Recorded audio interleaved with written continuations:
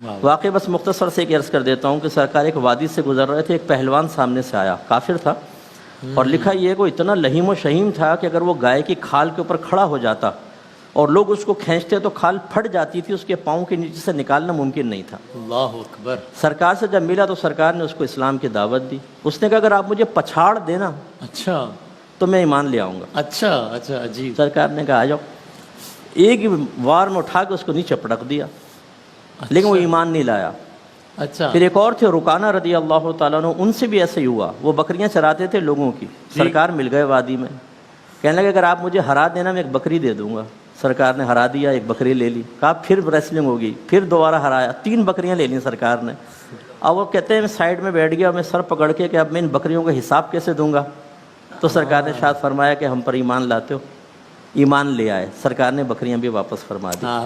سمجھانے کا مقصد یہ ہے کہ بعض اوقات جیسا سامنے والا ہوتا ہے نا، اسی کے طرز پر تبلیغ دین کریں تو بہت بیسٹ ہے۔ واہ واہ واہ۔ تو میں آپ کو یہ تو نہیں کہوں گا کہ انڈرٹیکر کو اسلام کی دعوت دیتے ہوئے چیلنج دے دیجیے گا، ورنہ پھر وسیم بادامی ختم فنا ہو جائے گا۔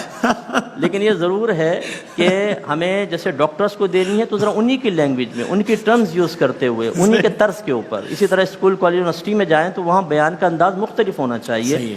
ہر جگہ ممبر نہیں چلتا ہے، ہر جگہ روڈ کے بیانات نہیں چلتے ہیں۔ آپ کو لوگوں کی ذہنی سطح کے مطابق، ان کی کیفیات، ان کی طبیعتوں کے مطابق تبلیغ کرنی ہوگی اور کامیابی ہوگی۔ ضمناً بس ایک بات عرض کرتا ہوں کہ نبی کریم صلی اللہ علیہ وسلم کو 40 مردوں کی طاقت حاصل تھی، اور وہ 40 مرد جنتی تھے، اور ایک جنتی مرد کی طاقت دنیاوی 100 مردوں کے برابر ہے۔